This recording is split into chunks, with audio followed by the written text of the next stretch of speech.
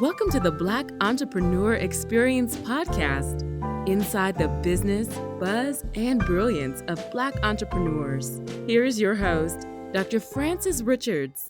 Thank you for joining us for Black Entrepreneur Experience. This is where we shine the light on the most successful Black entrepreneurs in the world. I'm your host, Dr. Frances Richards, and today I am so deeply honored to have Mondo Davidson, aka the Black Tech Guy, based in Minnesota. He launched January 26 an app called MyBarJar that allows users to go online to pay for a drink at a friend's celebration. Wow, that's pretty clever. Mondo, how are you doing? I'm doing pretty good. How about yourself? I'm absolutely perfect. Thanks for joining us on Black Entrepreneur Experience. You know, I've given our audience a very brief snippet of your bio. Why don't you fill in the gap and tell our audience more about you and your company? Yeah, I definitely say that I've built my brand here locally as a Black tech guy. Here in St. Paul, Minneapolis, there's not a ton of minorities in tech, so I was able to carve my lane to essentially be that guy when I walked into those spaces. And for me, I just do my best to stumble on these ideas that are solving some type of problem, and I just love to find solutions to these problems. Other than that, I am super passionate about inspiring the next generation of young Black boys to go into tech. That is essentially my why. That's what drives me every day to keep pushing. And throughout this next 50 years, hopefully I can do that. So how did you yourself venture into technology? Was it natural? Is that something you went to school for? Did you have mentors? Tell us, how did you venture down the road of technology? Yeah, for sure. I'll give you a little backstory for some context. Growing up, I was the kid in the family that was super into sports. Like basketball was my life. I went to school and I got good grades, but for me, it was like, hey, I'm going to play in the NBA. I'm going to play in the NBA. That was my story. And I was grateful to have a family that pushed me to whatever dreams I wanted to achieve. And I was grateful to have people around me that supported me in that respect.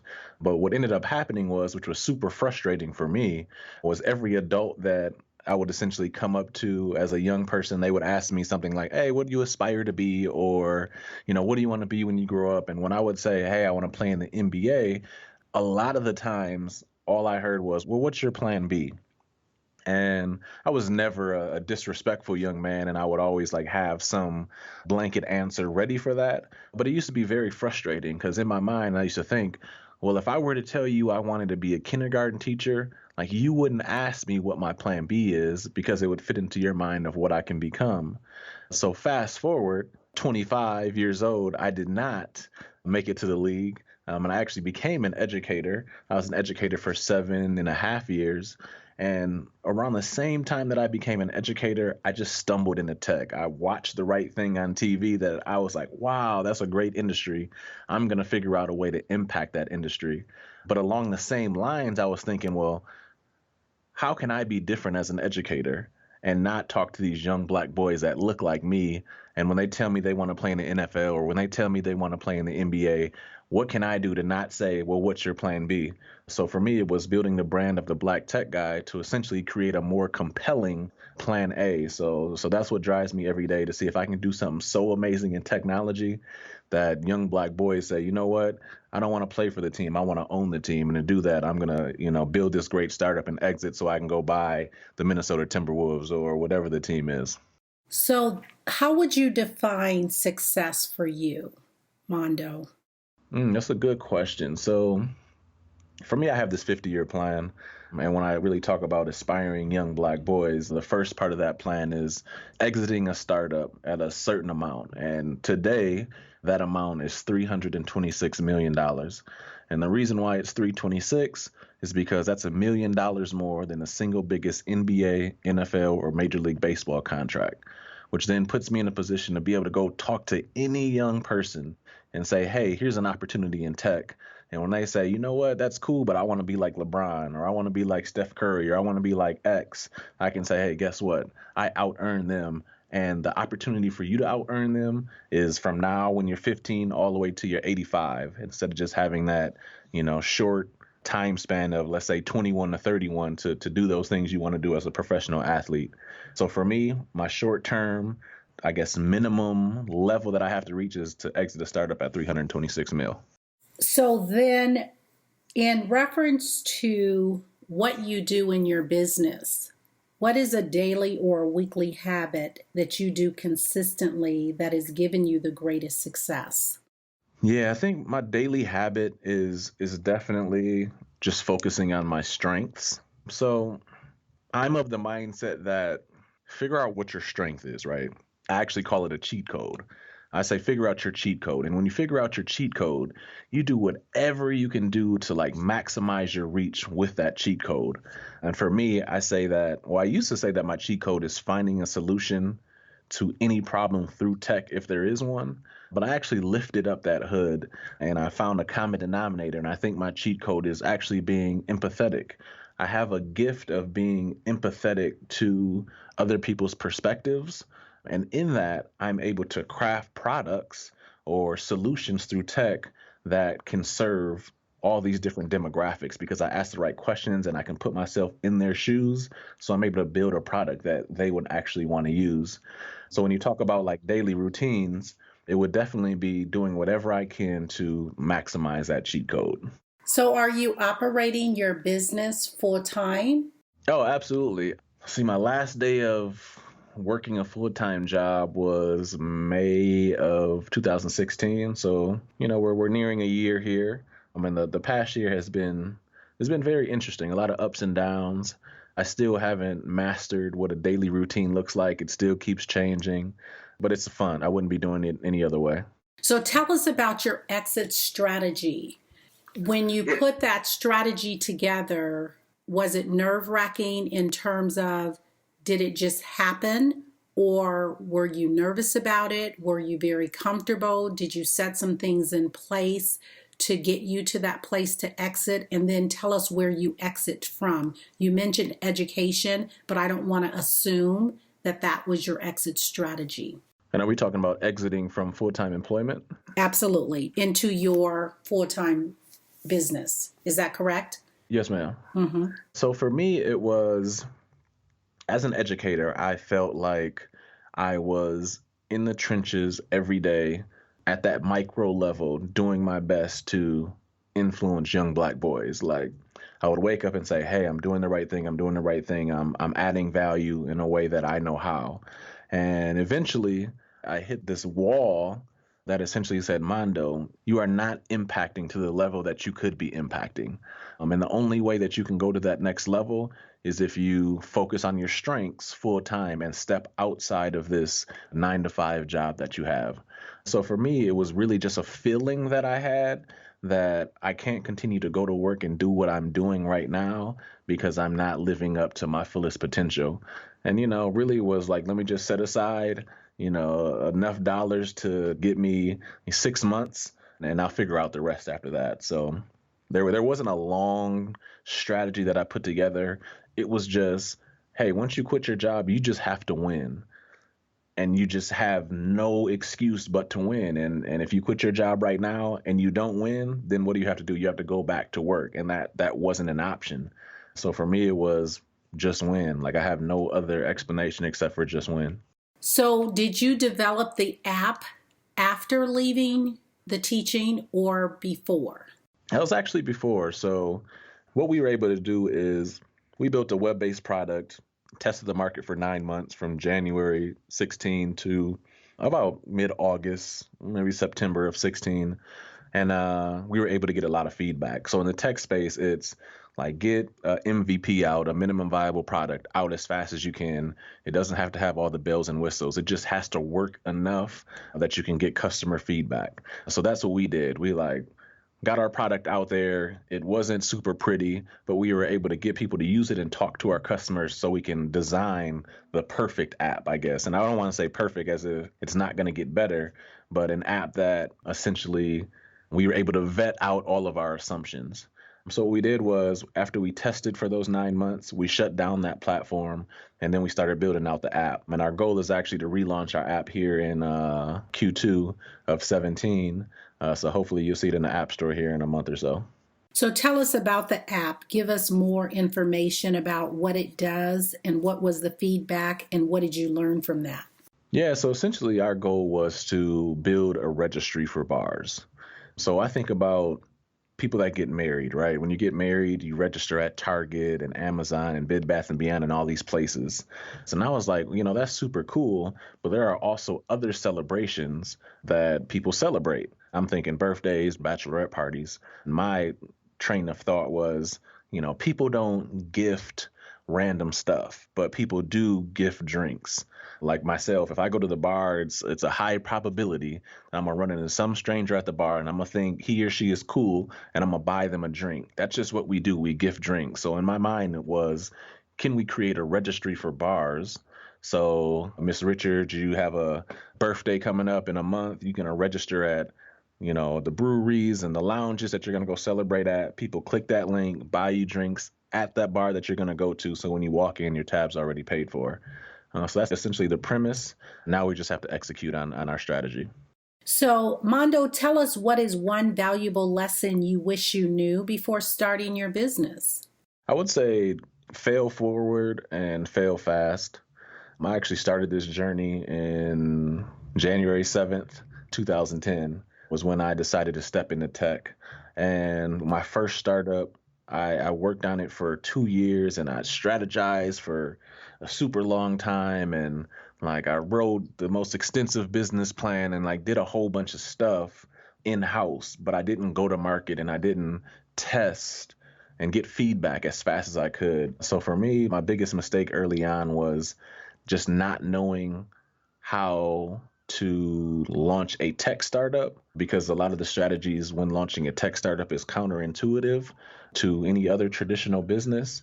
So for me and the network that I had around me, I had mentors that had built traditional businesses, traditional storefronts, and the way that they executed on those storefront businesses does not align with the best practices of how to launch a startup. Now, are you mentoring other African American businesses that are interested? Are you passing this information on? Or do you feel that because you mentioned that you are doing a new launch for your app, that you are engrossed in that and so not really having the time to do the mentoring? Oh, no. I think there's always time for mentoring. Rather it's, hey, if you want to be mentored and you got to link up with me at 5 a.m. or 12 midnight, like there's always an opportunity for that. I think us as entrepreneurs that are successful or on our journey to success, we have to make time for, the next generation or the next wave of people, because I would not be where I am today if I didn't have the mentorship, if I didn't have the people that I can call at 3 a.m. and say, hey, man, is this right or is this wrong? So I do my best, my absolute best to make sure that I am available.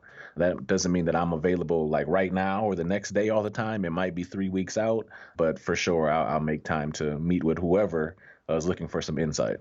So, Mondo, talk about the top two influencers in your life and what lessons did they teach you? I mean, for sure, my biggest influencer is my father, and I don't think there is a number two. My dad is 1, 2, 3, 5, and 10, and really, it was just him encouraging me to dream big. I could give you a quick example. So I had failed.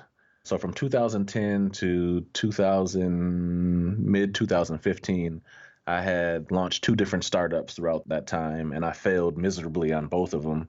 And, I went to my dad for advice and I said, Dad, like, I have access to about 10 grand. Do I take this 10 grand and finish my final semester of college? Because I never did. I ended up dropping out of college my senior semester. Or do I use this capital to go start another business? And without batting an eye, he said, you got to go start another business, because going to college is not going to put you in position to reach the big dreams that you have. So for me, it was absolutely my dad just always encouraging me to think big and go bold.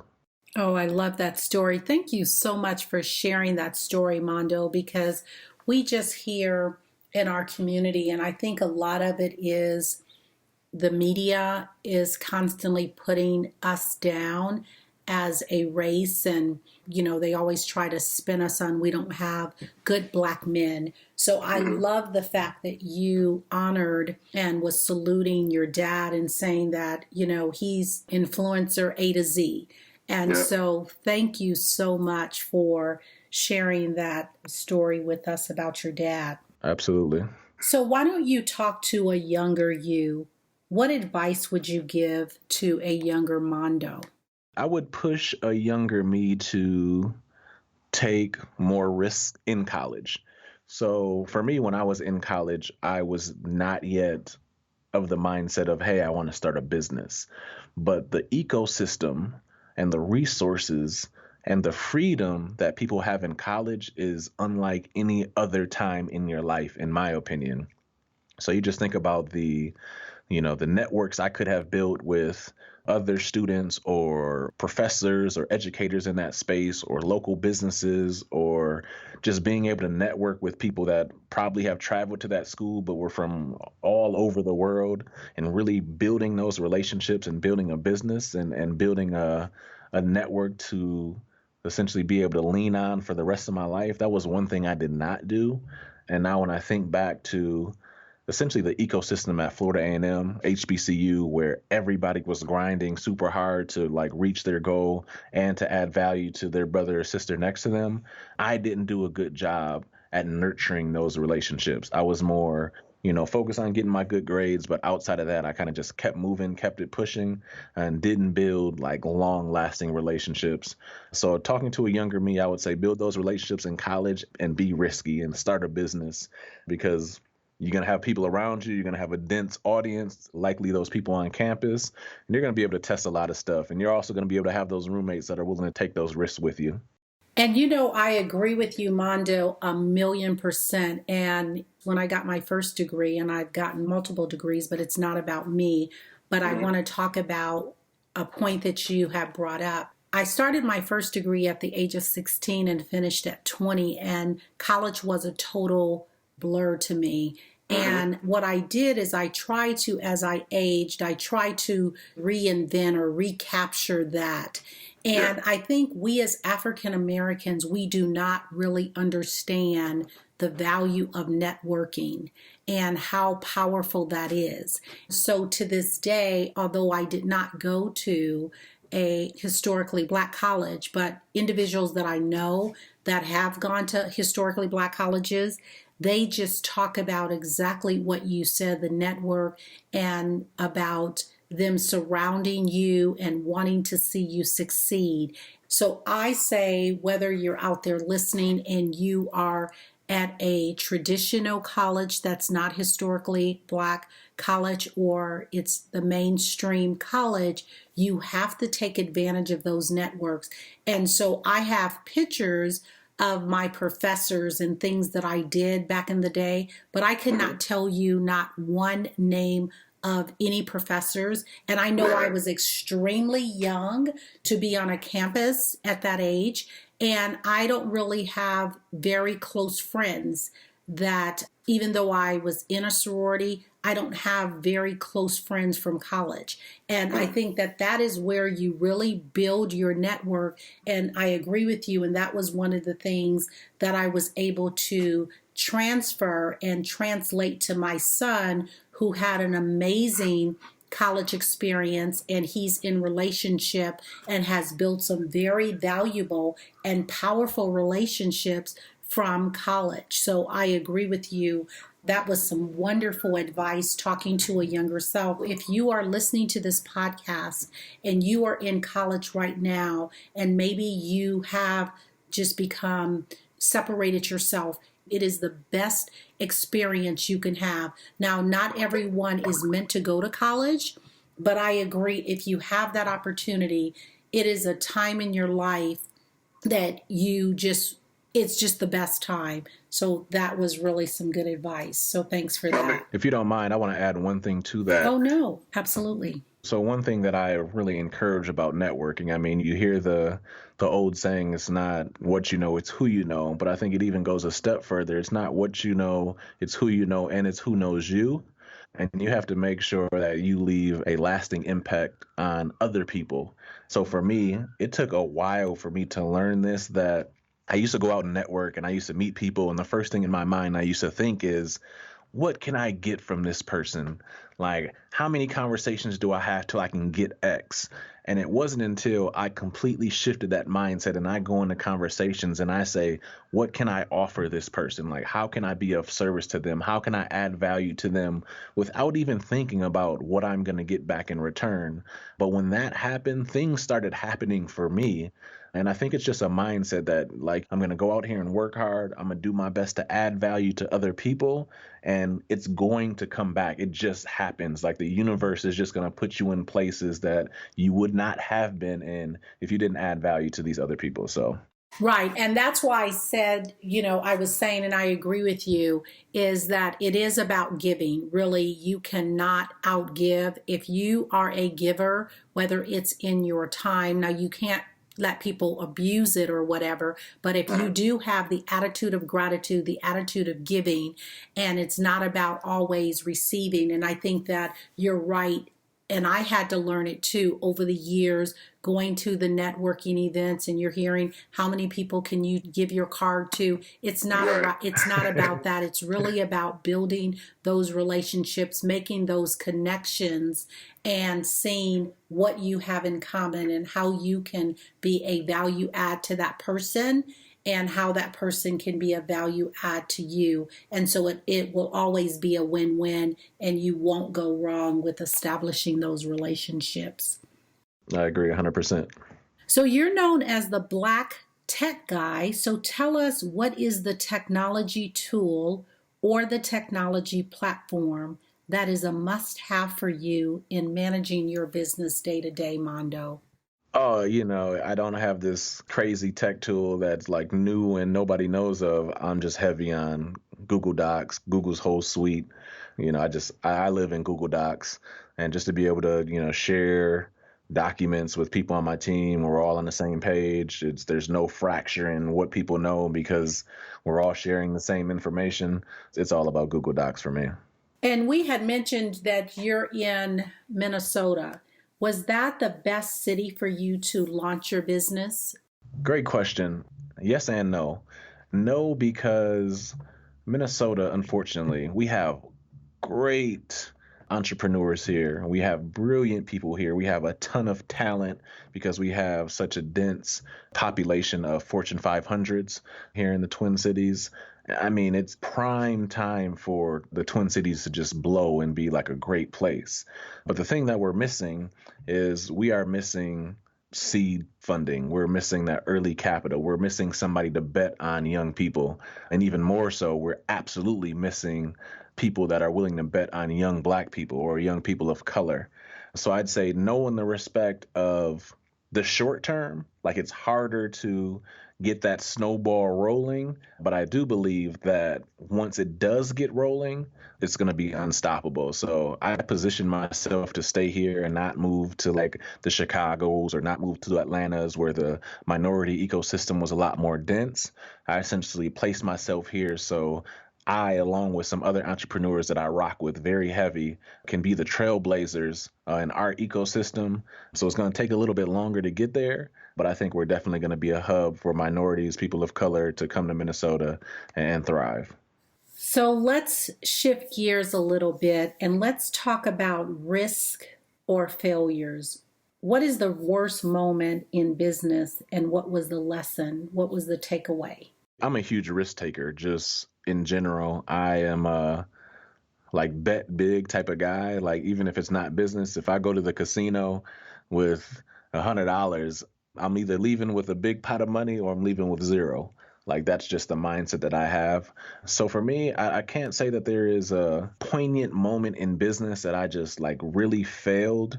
I think it was a culmination of a lot of mistakes that kind of built up and helped me shape my best practices. But for me, it's big risk equals big reward or big failure. And I just think over time, if I continue to bet big on myself, I'm eventually going to win. So what is the biggest achievement so far for your business? Yeah, I say here locally, and it's something that I am proud of and I'm working to change a little bit. I think so far my brand is more successful than my business. And I say that because, in the Twin Cities, if you're in the tech space, the black tech guy. Like I am everywhere all the time. Like I am always present. And I've built a lot of relationships. And I definitely believe that when people talk about the minority ecosystem in tech, I'm one of the top names that people talk about. But one of my shortcomings is I still haven't executed a business as successful as I know I need to for longevity. So for sure right now it's building that brand and being recognized and using that platform to influence young people. I am super proud of that, but I need to make sure that I actually run a successful business in a way that I know I can. And so tell our audience, Mondo, what book would you recommend and why? Oh yeah. So the book that essentially changed my life is The Four Agreements. The Four Agreements has nothing to do with business or entrepreneurship. It's all about, being a better you, creating a self. And the Four Agreements are essentially be impeccable with your words, don't make assumptions, don't take things personally, and do your best. And I am not like super spiritual or religious and like in a way that like I read the Bible or anything like that, but I do believe that I live by this book, and I think it puts me in a position to be a good person. It's definitely the Four Agreements. It's something that has circled my household, meaning my brothers, my dad, my best friends, like everybody has read this book just because it really just helps your inner peace and you're just not worried about all the noise outside of you. And so, what milestones do you want to accomplish for your business over the next couple of years? So I don't think I have like a 2-year milestone that is essential. When I turn 39, my daughter will be 18, which means she'll be graduating from high school. She'll be ready to, go off to college or whatever her next phase of her life is. And I always said that when she turns 18, meaning when I'm 39, I want the option to just chill and retire for a little bit if I wanted to. And that just puts me in a position to be able to travel the world or travel the world with my daughter or just have the freedom to do things that most people want to do, which is like just living life. And I made a conscious decision that I was going to grind for 10 years. I don't travel for pleasure. I don't spend money for pleasure. I don't do anything for pleasure. I just work a lot. But that's because I believe that if I do that for 10 years, it will set me up to live the rest of my life however I want. So in short, 39, have the ability to retire if needed. So, you talked about your daughter. So, how do you blend or balance your personal life, family life with your business? So, there's this thing that people talk about, this work-life balance, and I'm definitely not the person to ask how to do that. And the reason is because I have a perspective that I think is abnormal. So my daughter is everything in my life. So she comes first 100% of the time. So when it's dad-daughter time, it's dad-daughter time. But aside from that, I think about, if I'm 80, 90 years old and, somebody comes to me and says, hey, Mondo, like we want to write a book about you. And I think that if my book says, you know what, Mondo has a strong family, he's married, he is just has this loving family, but he didn't influence a generation of black boys to go into tech. If that is my story, then I'm going to feel like I failed. And I'm not going to be happy the day I die if that is my story. But on the flip side, if my story says, you know what, if it wasn't for Mondo, we would not have 1 million black boys that went into tech in the past 10 years or whatever that is. If it says that, but then it also says like, man, he's a single guy. He doesn't, have that loving wife or that white picket fence, and I die the next day, I'm happy with that. So for me, when you think about that work-life balance, my only responsibility outside of my business is my daughter. And then if I'm not trying to be a good dad, I'm trying to run a good business. And that's just a personal thing. Like, I don't think everybody should go down that road because I think that road is actually quite lonely. But I made a decision in my life that that is what I deem successful. And I'm not going to put myself in a position to not be successful because I have other responsibilities. So, if you had to do it all over again, would you stick to the same industry, technology, or would you change? I definitely stick to tech. I think tech is the greatest disruptor. One, the barrier to entry to technology is low in comparison to traditional businesses. I mean, you think about the amount of money or resources or finance you need to open a storefront and get commercial property and, get just all the stuff you need to do traditional businesses. Essentially, the bar is pretty high. In tech, like if you know how to actually program, the bar is not that high. It's essentially, I have a good idea, let me build it, let me go test it.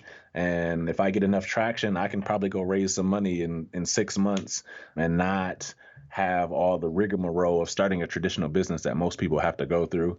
So for me, tech, absolutely, because it's scalable and just has a potential to impact so much. I call it the great equalizer because the way tech works now, it is contagious. And you put out a good product, you can have, 100 people using it one day and 100 million people using it 3 years later. And I don't think there's any other industry you can do that. And I agree with you. And I am so glad to hear that you're making an impact on Black boys to get more into tech. I have interviewed several entrepreneurs on the show, and they are females, and they started out in engineering and they ventured into, like, one is like an engineer chef. She's taken her engineering into baking. And what's so interesting is when I started in college, I started in electrical engineering. I had started in actually computers. And so I ended up, again, not having the mentors or not having the support. And I always think about this and I say, what would my life be like if I would have stayed in technology as a career? I know it would have been totally different in terms of the financial money that I could have made and the advancements that I could have done in my career. And I have been in technology. I actually have worked for a couple of startups, tech startups. So I did end up going down that road, even though I had ventured down some other roads. And so I want to encourage anyone listening to the podcast, mothers, aunts, grandmothers, entrepreneurs, you are so right. I want to encourage our children to go into engineering, go into STEM, because you could pretty much write your own ticket in whatever area, whether it's the federal government, starting your own business, going into baking, whatever it is. That engineering opens up your creativity, your mind. And I agree, we should, as African Americans, have more businesses online because I call the internet the great equalizer. When we talk about when you are in these jobs, you cannot get the same wages, but you can teach yourself in the tech world and you don't even need to go to school for it. You know what I'm saying? It's so many different programs out there that will teach you about technology. So I agree with you 100%. I think we are, as a people, meaning Black people, we are so prime for this industry. For me, I think about just historically, whatever we decide to get into, we disrupt. Like dance was a certain way, we get into it and we disrupt dance. Sports is a certain way, we get into it, we disrupt sports. It doesn't matter what it is. We've been put in positions in our lifetime, all of us, to be creative because of the barriers that we face. So like we essentially practice creativity every single day. And I feel like that's why we're so good at it, because without it, it would be hard for us to thrive and survive. But then that means that if we go into technology as a group, as like a mission, like we're going to go disrupt this space, it's going to be so amazing because it's going to happen. And we are going to disrupt that entire industry because we have this creative genius that is unmatched by any other people on this planet, in my opinion. And I agree with you 100%. If you study history, and that's another thing that I want, it's a proverb, if you don't know where you've been, you don't know where you're going, and you have a tendency of repeating yourself. And that's one of the reasons the Jewish culture, they make every one of their kids learn about the Holocaust, because they're like, we will never repeat this. No one will ever do this to us again. And we have a tendency of believing what others tell us about not wanting to understand about slavery.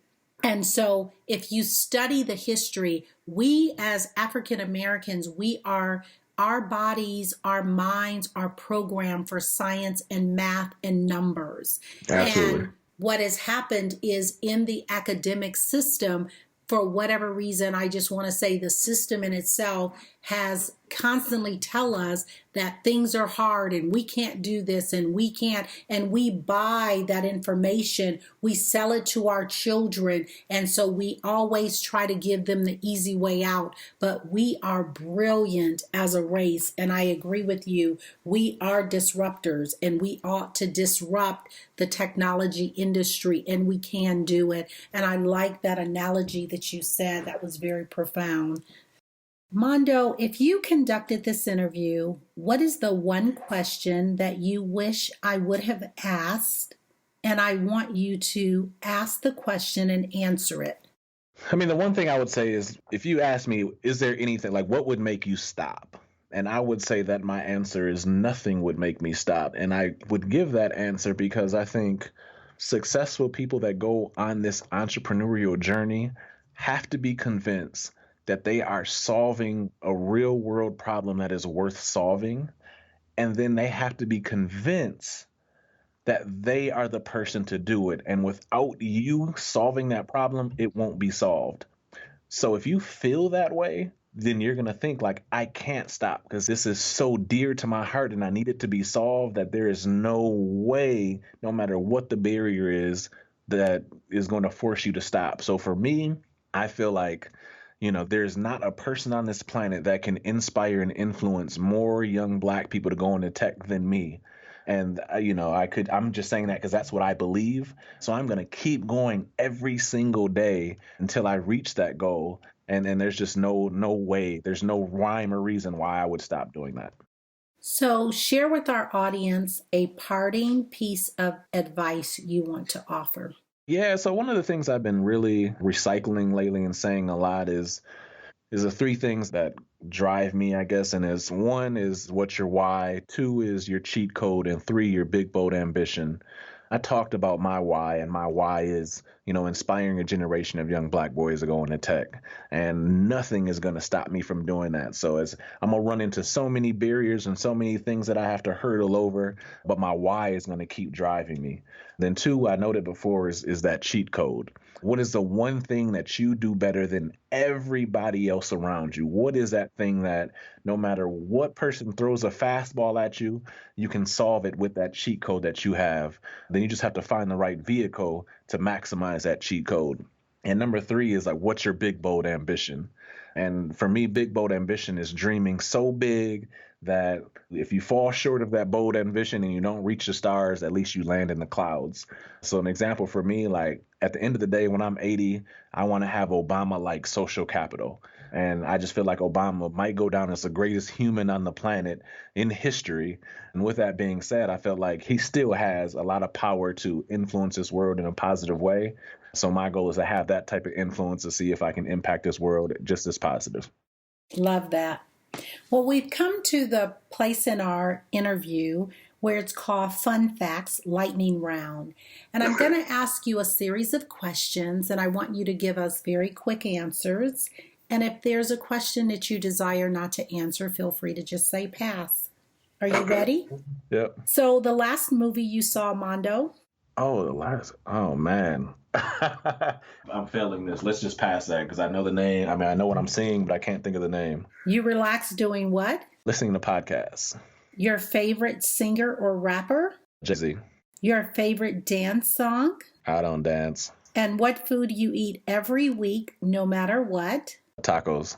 And your favorite month? May, my birthday month. My birthday was just May 8th. Well, happy belated birthday. Well, thank you. All right. Well, thank you for joining us on the lightning round. So, in conclusion, what is the best way for our audience to connect with you?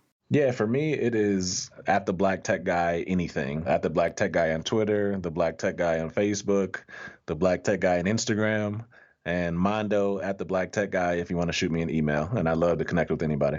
Thank you, Mondo. We appreciate you spending time with us at Black Entrepreneur Experience. If there is anything that we can do to support and elevate your business, don't hesitate to reach out. I appreciate the opportunity. Thanks. That's a wrap. Thank you for listening and subscribing to Black Entrepreneur Experience. We would love for you to leave a review and rating on iTunes and share with your friends.